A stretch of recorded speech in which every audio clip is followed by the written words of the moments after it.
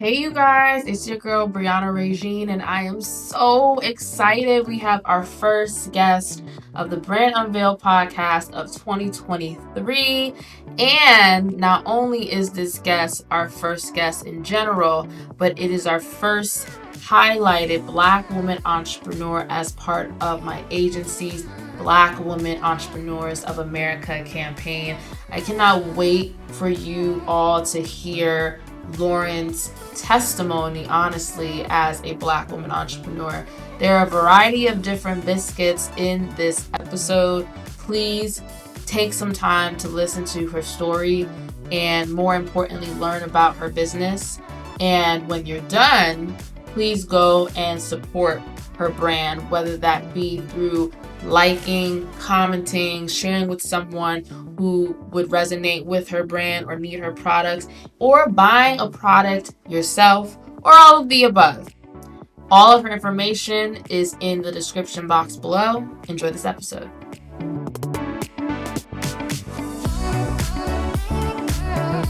So today we have our first highlighted Black woman entrepreneur of America on the podcast, Lauryn Penn herself. And Lauryn Penn is the founder of the Posh Pretty Kollection, LLC. She's an entrepreneur in the beauty industry as well. Lauryn believes that the beauty industry, though looked down on, is vital to the growth of the female community. Lauryn feels that she is called to the female community and called to speak confidence into them through her words and her business ventures. In addition to founding the Posh Pretty Kollection, she also has 10 years of experience in freelance makeup artistry.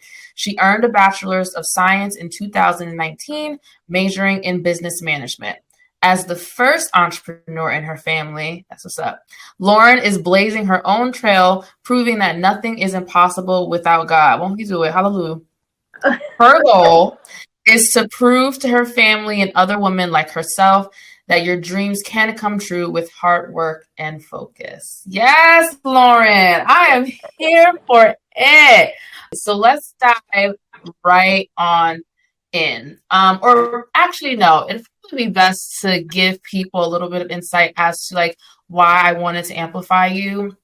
And why I wanted to have you on this podcast. I know that you and I met because we sat on the same panel in New Jersey years ago.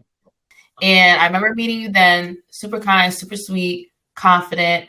And every now and again, I would see you on my timeline talking about positive messages and just trying to uplift women, particularly women of color.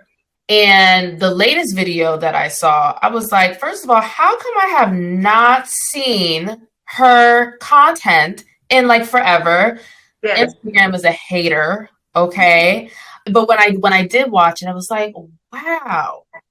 Oh yeah, she's the bombs.com. Everything that she's saying, absolutely, amen. That is a message. So I was like, let me hit her up and see what she got going on, what she's doing. So take us back to the beginning, and the beginning being you 10 years ago realizing that makeup was your way of not only showcasing your talent and what you want to communicate with the world, but also using it as a tool to amplify other women. I started doing makeup when I was around 15, 16. And I started doing it as a hobby. I had never taken a makeup class or anything before. I was on YouTube University, and I just mimicked everything I saw until I perfected it and felt that I was good enough to then start making profit of it, from it. But I realized the more I thought about it, it was something I was doing for confidence, because in my younger years, and even still today, I suffer from symptoms of PCOS. And one of the major symptoms of PCOS is excessive facial hair. And I then realized that I felt more pretty or more confident with makeup on. And so makeup wasn't a enhancer for me, but it also helped me hide a little bit. Yeah. And that's why I was so engulfed into it. But it's not something that I spoke on. I knew it was probably visible to the naked eye, but nothing that I really wanted to speak on. It wasn't until I'd say maybe 3 years ago that I kind of just accepted it for myself so that I can move on. But I was in a place where I needed more confidence. And so by me doing others' makeup, it allowed me to also boost their confidence. Yeah. Because sometimes they saw more confidence in me than I saw in myself. And I just bounced back off of other women's energy, their confidence. Because I always wanted to be that person to boost somebody else's confidence because I wanted somebody to boost mine. So makeup became a big thing for me, and it was profitable, but it also was a sort of a I don't want to be deep, but sort of like a ministry for me because not only am I beating your face, but I'm reminding you of how pretty you are. I'm reminding you of how gorgeous you are. Some people would say like, oh my God, you making me so pretty. And I'm like, no, I'm making you prettier. And so it just became a big thing for me, seeing that it was to first boost my confidence, and then realizing that what I was doing to boost my confidence was also helping other women boost theirs. Yeah. So it wasn't just about the makeup for me. It was more so the message behind it. Yeah. You can get as deep as you want on this podcast. Yes. This is your platform. I'm quite spiritual myself. You know, being an entrepreneur, God is everything. God is the center of my decision making. So if you want to go there. Yeah. Oh, we can take it there. We can go there. We can go there. I want to touch a little bit on, if you're comfortable, your experience with PCOS, and more so just like the ways in which it made you realize that, one, I feel this way, two, I know I'm not the only one that feels this way, and therefore I'm going to transform my pain, for the lack of a better word, into purpose. Take us there. Like, what was that shift like? Because before you get to that moment of I'm going to do something with my experiences, you're kind of in the thick of it. Of course. Right? Absolutely. So however, whatever comfortable level that you're willing to share, just give us some insight into like how you got from A to B, because I've seen a lot of women, particularly Black women, dealing with PCOS and endometriosis and it not properly being diagnosed. And I feel like, thankfully, due to social media, now I see it all the time. But I definitely know in the healthcare system, it is not prioritized as a possibility for us, and therefore giving a cure for it. It was something that I struggled with for a long time. So it wasn't really, it began being visible to me at around like 11, 12, 13. That was my sign. For other people, it's different. It may be your ovaries. It may be you having a hard time losing weight and things like that. But my sure sign for me was the hair, the excessive facial hair. And it's like, when you think about your face, that's how people see you. And so it was like, I wasn't happy with the way people were seeing me.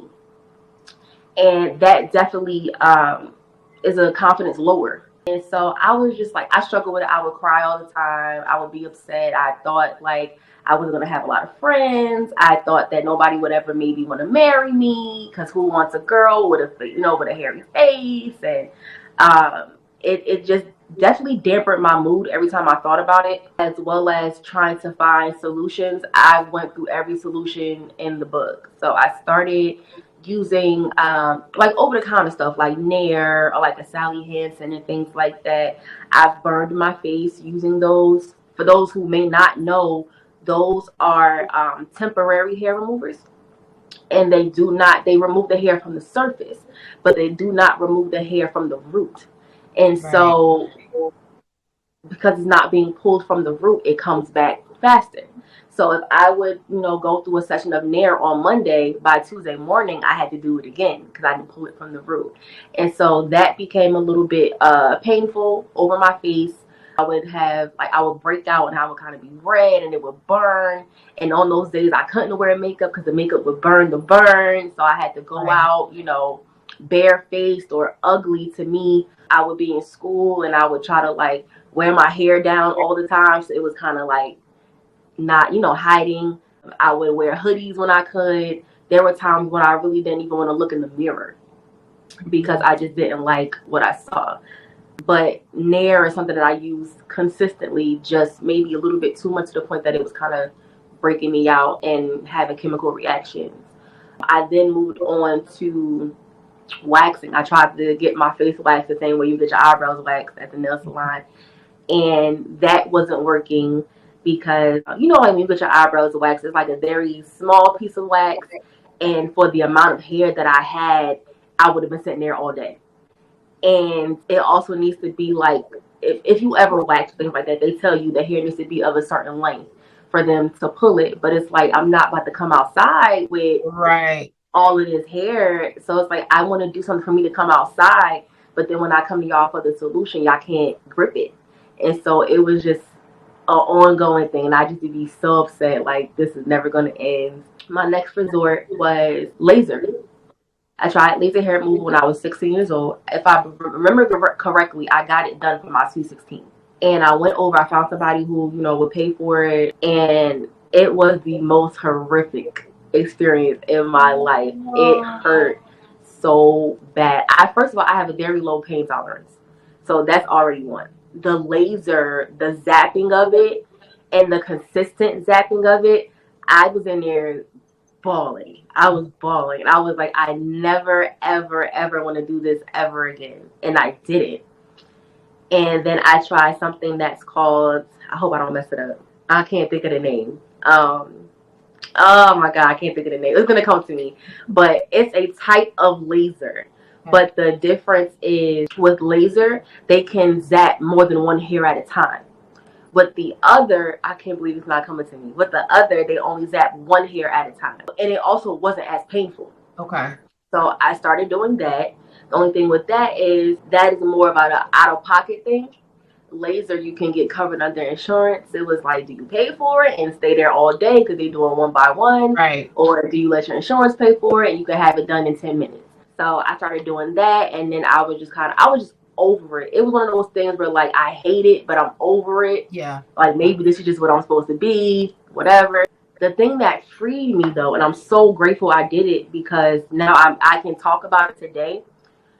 I went on social media one day, and I went on Instagram, and I know you haven't seen my content in a while, but you can attest to the fact that I'm very transparent on social media. And I was like, I kind of made a little IGTV video, and I was like, hi guys, my name is Lauren, and I suffer from, I always say symptoms of PCOS because it's never been told to me that I have PCOS. More so of I don't want to say it wrong. What is it? Endometriosis. Yes. And I was like, this is what I have, and this is how it affects me. I have facial hair, and same thing I'm telling you. I feel like I'll never get married. I feel like I'll never have, a home because nobody wants a female like this and things like that. And when I posted it, I was nervous, obviously, because people judge you. Yeah. But the outpour of the Me Too's, it was like, oh my God, I also suffer from this, and I never wanted to say anything, and I always feel like this too, and what do you do, and how do you do?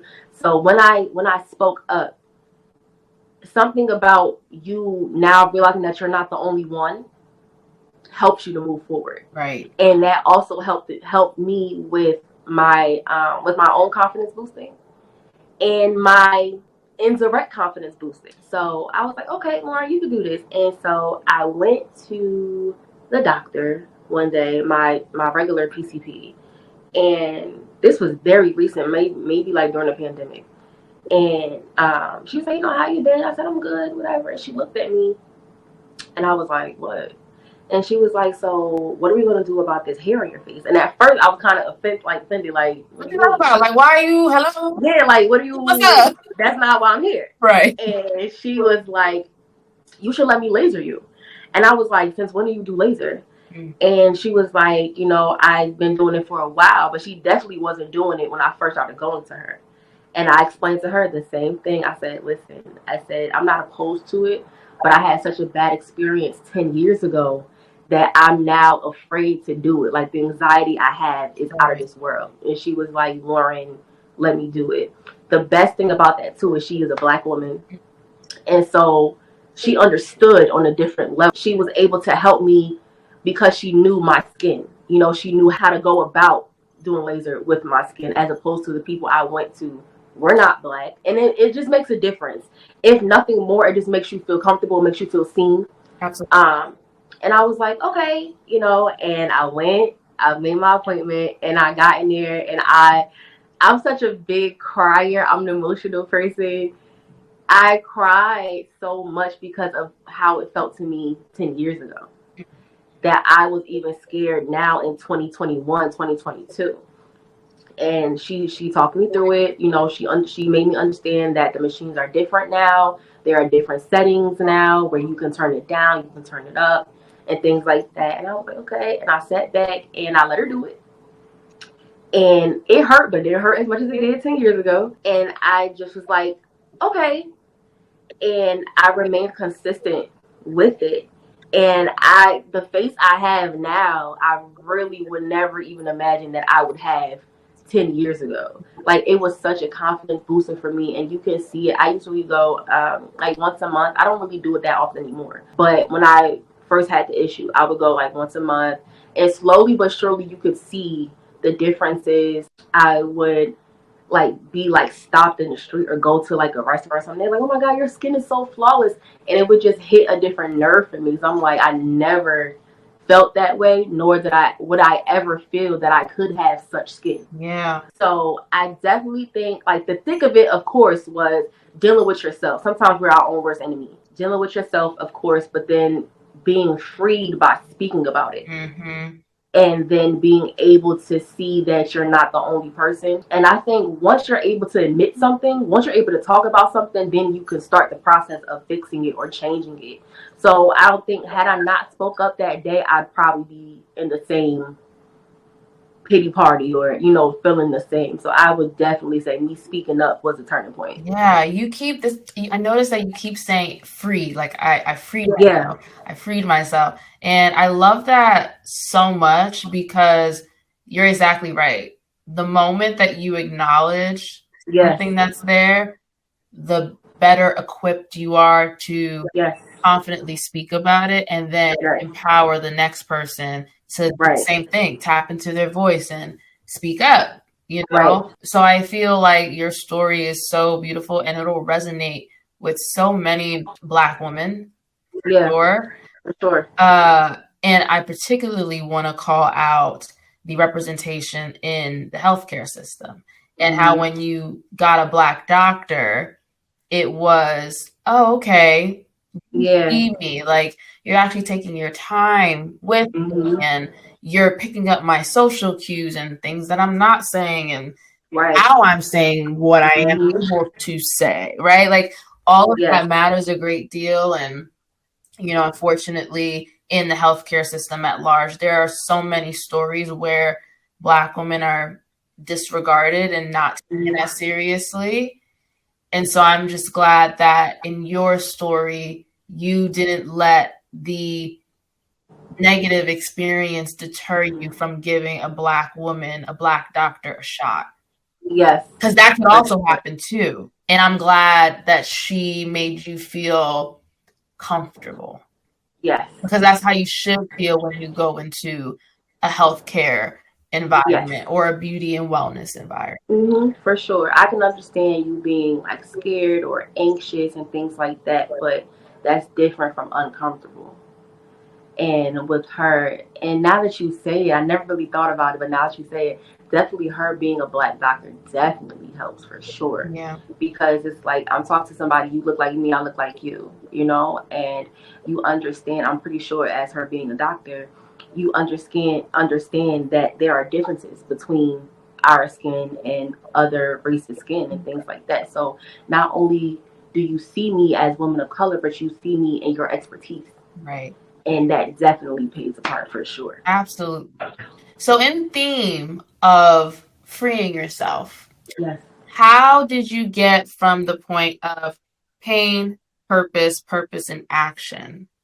And now you are and have been solidifying your space in the beauty industry, not only in you transparently talking about your experiences, whether it be body positivity or beauty specifically, or your brand. Like, how did you free yourself to start your entrepreneur journey and launch is it fair to call it the curvy brand at large with different pillars? Like, how do you describe yourself from a brand perspective?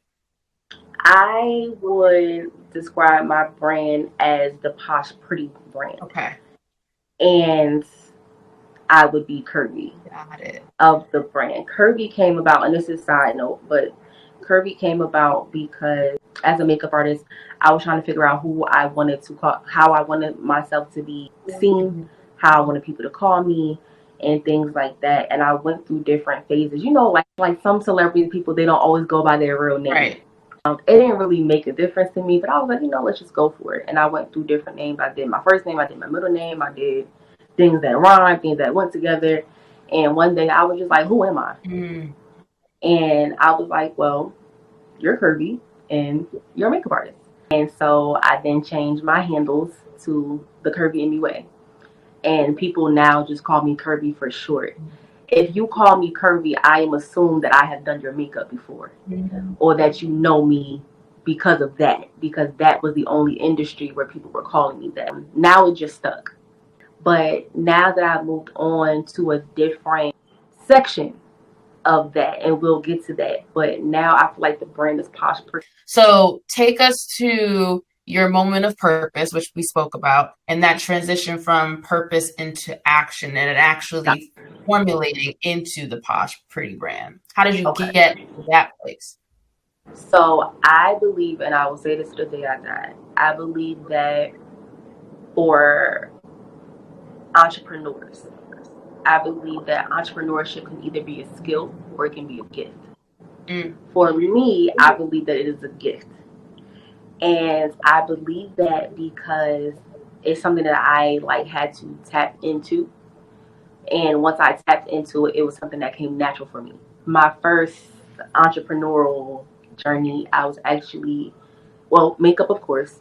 Then I was in college. I remember I was in college and I had a t-shirt business. And at the time it was called My Doll Can Talk. That was the first thing. And then it was all doll, no plastic. So I was promoting, you just being genuinely yourself and not having to get the body work done and not having the fillers and things like that, whatever. But I was so passionate about my t-shirt business.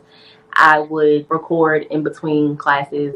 I would go to class. I would have my best friend with me, and I'd be like, record this video for me real fast before I got to go to business law or whatever the case. And I would just be on the campus just doing my thing and just really didn't care about who was watching or things like that, because I was so engulfed into doing something. And I realized that everything was coming together, because not only was I doing that, but I had decided, I want to say my sophomore year, that I wanted to major in business. I first started off as a business, I can't even remember, business marketing major. And I was like, I don't want to sell it, I want to own it. And so I switched to business management, and it kind of just made sense for me. And I was so engulfed into the business industry. I love the idea of business, owning and all of that. I just love the idea of it. And it just went hand in hand with my t-shirt business. It didn't last because I was passionate about it, but that's not what I really wanted to do. I'm passionate about owning. And so as long as I owned it, I was like, it doesn't matter what I do, as long as I own it. Which then transpired more into me doing makeup, because that was something that I wanted. And I just realized that that was my purpose on earth. Not necessarily that my purpose was to own something, but my purpose was to be able to own. I'm, like I said before, I'm a first generation entrepreneur. So everybody's going right, and then you got me going left.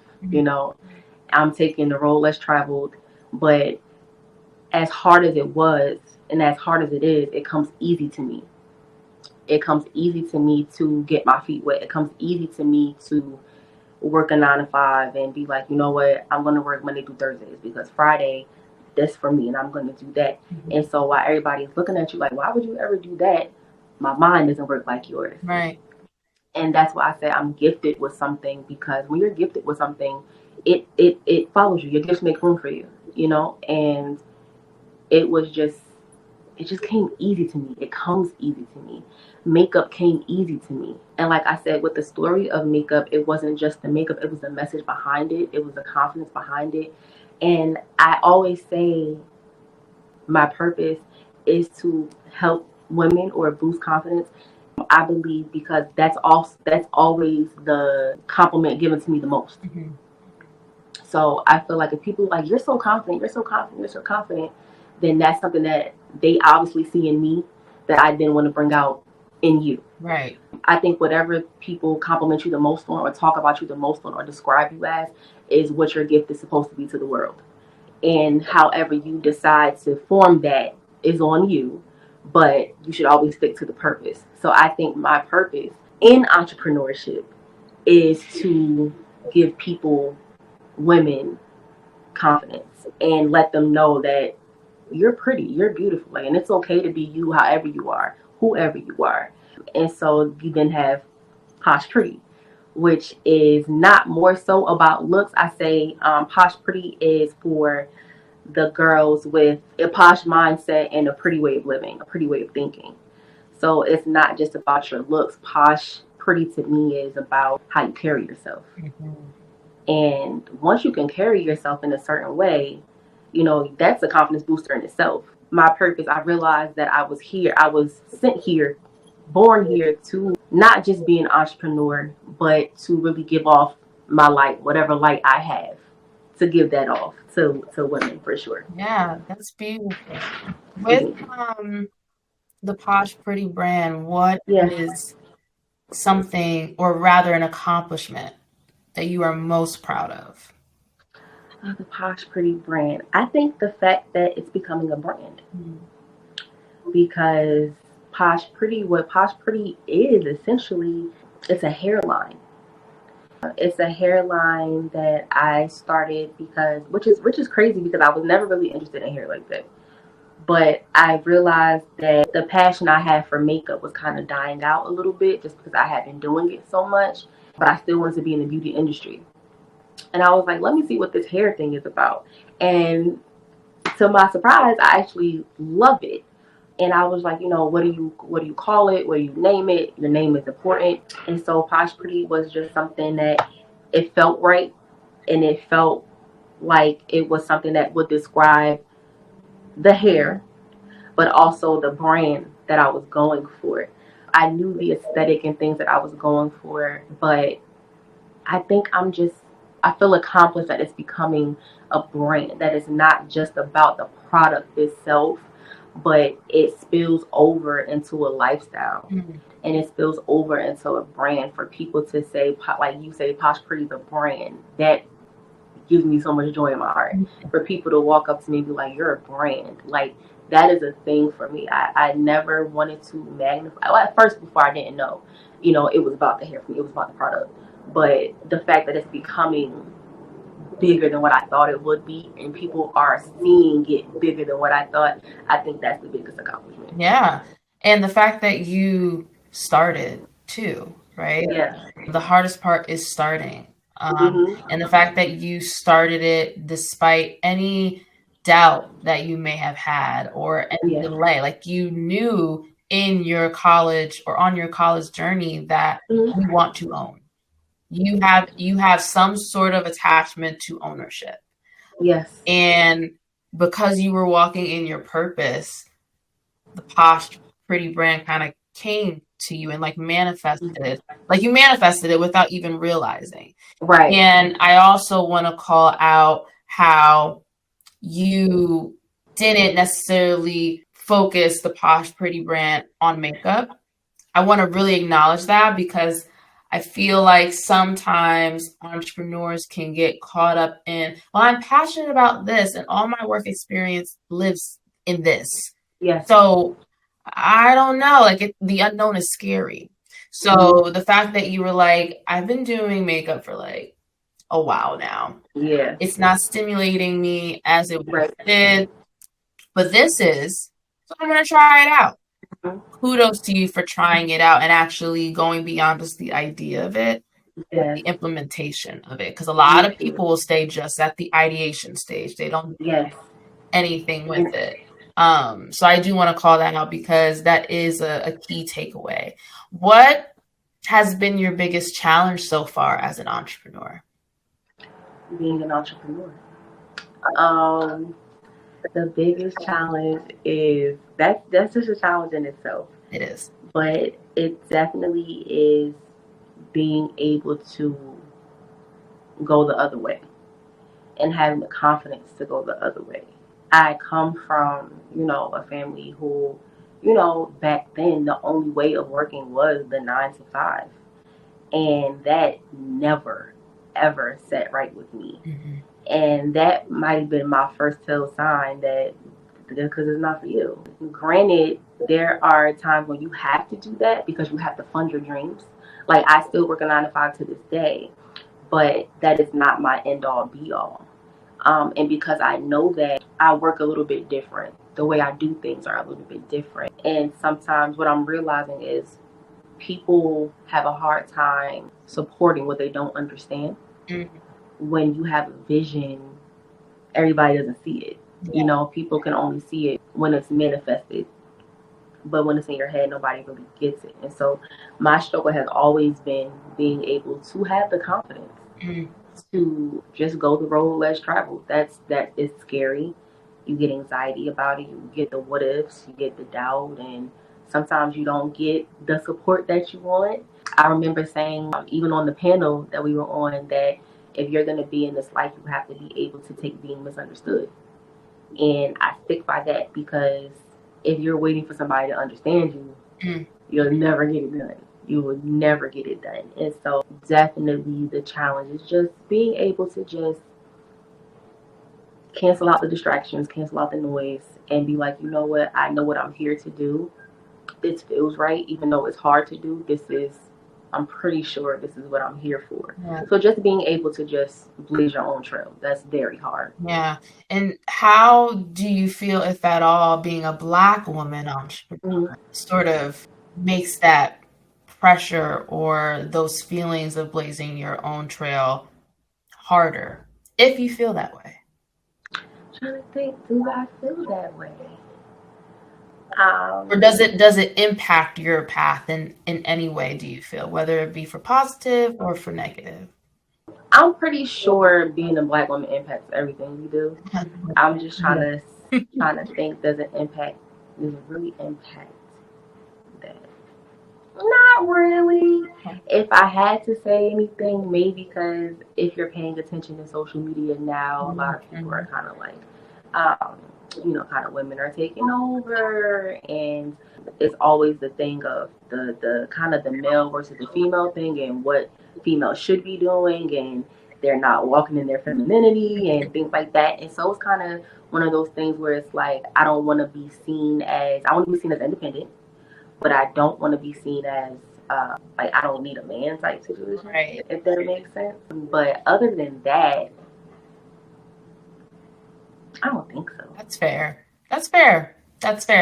I want to talk about the beauty industry and any trends that are happening right now that particularly stand out to you in a good way or a... The trend.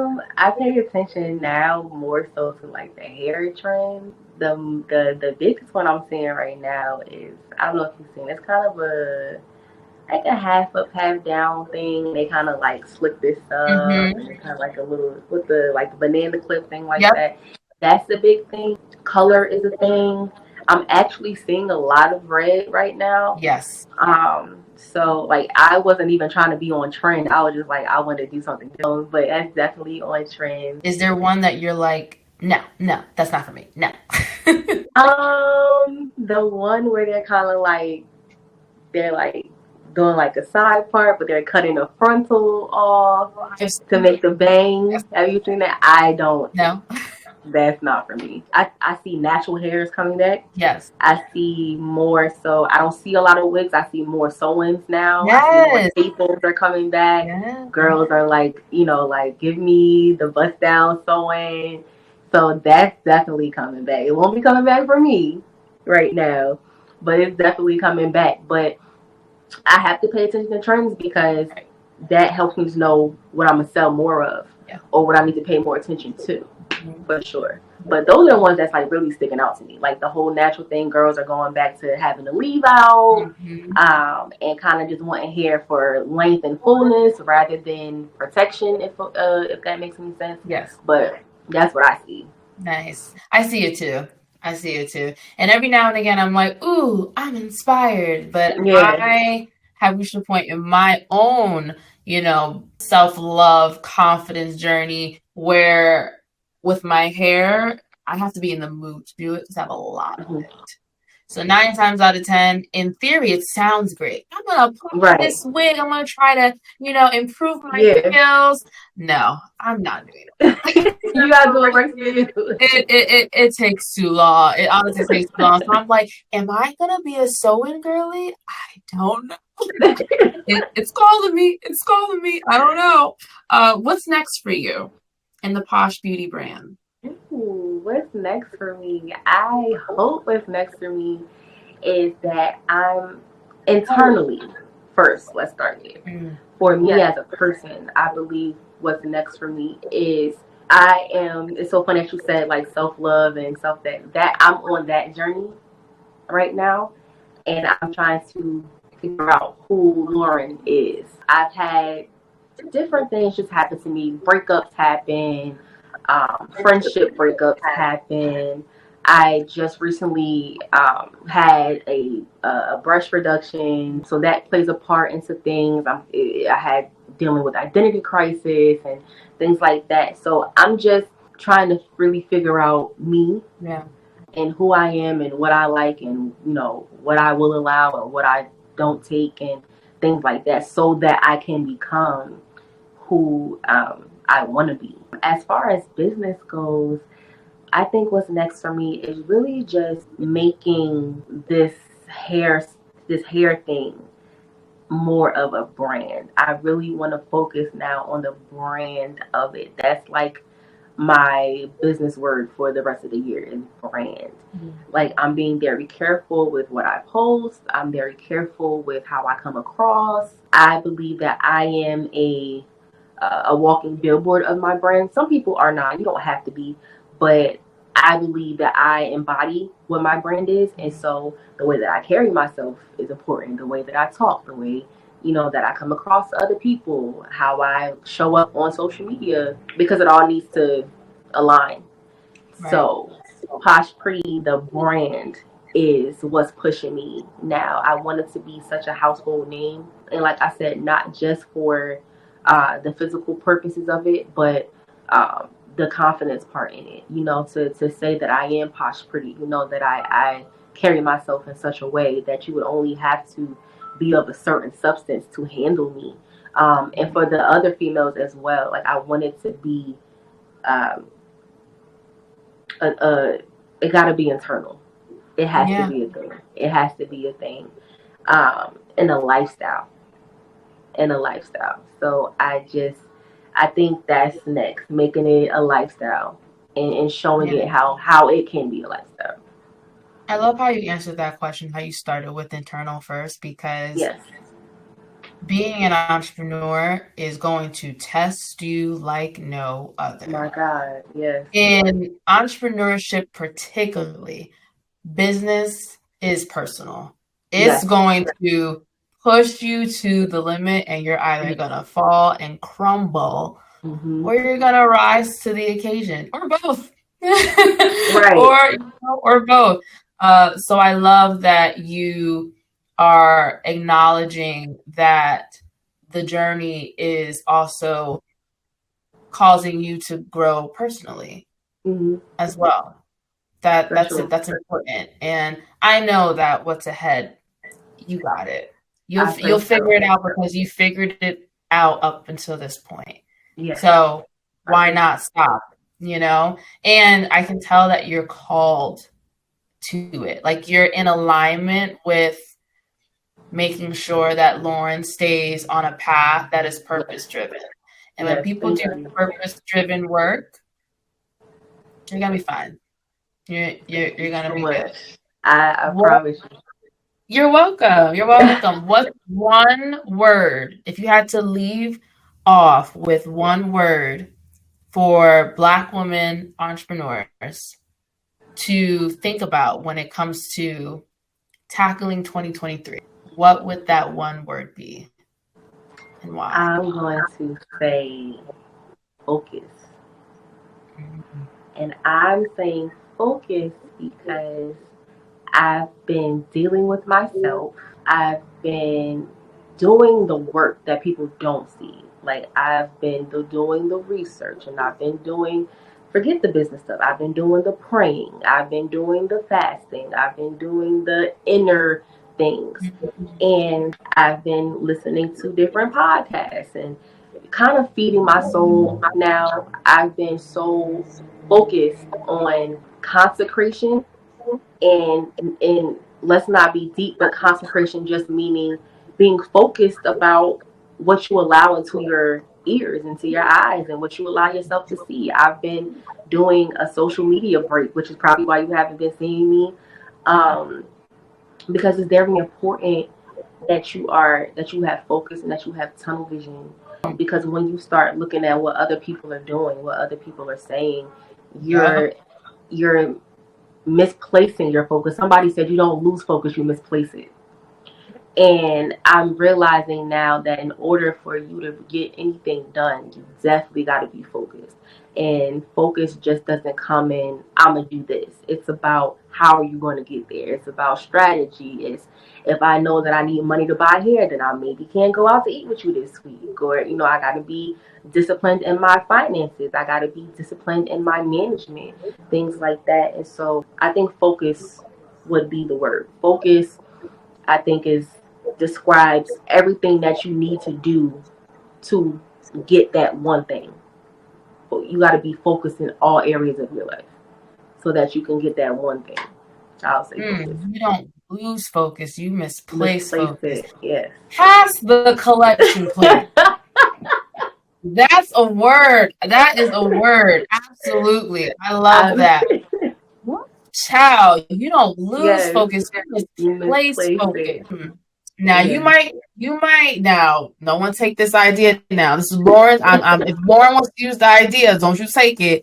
You might want to bring that T-shirt line back around and put that on a T-shirt. That was I couldn't take that one. I was watching the podcast and a pastor had said that, and I was like, oh my God. But it just made absolute sense. It made absolute sense. You don't lose it. You just put it somewhere else that it don't need to go. Powerful. That's powerful. Where can people find you, Lauryn, and support you? People can find me. I am on Instagram at @TheReal_Posh Pretty. I am on TikTok as well, just Posh Pretty. Not on Facebook like that. My website that is poshprettykollection.com. Kollection is spelled with a K. And yes, I believe it's on my handles. I'm also using that on YouTube. YouTube is also Posh Pretty. Everything Posh Pretty. We branding out here. We branding. Period. I know that's right. Yes. Well, thank you, Lauryn, so much for coming on to the Brand Unveiled podcast. I'm so glad that we had this conversation, and I only hope that sharing your story will also empower another Black woman entrepreneur out there to keep going and to realize that they're not alone on, some of the trials and tribulations that they're experiencing, and that there is light and rewards on the other side, provided that they continue and strive to be the light themselves. Absolutely. Thank you so much for having me. I really appreciate it. It's an honor.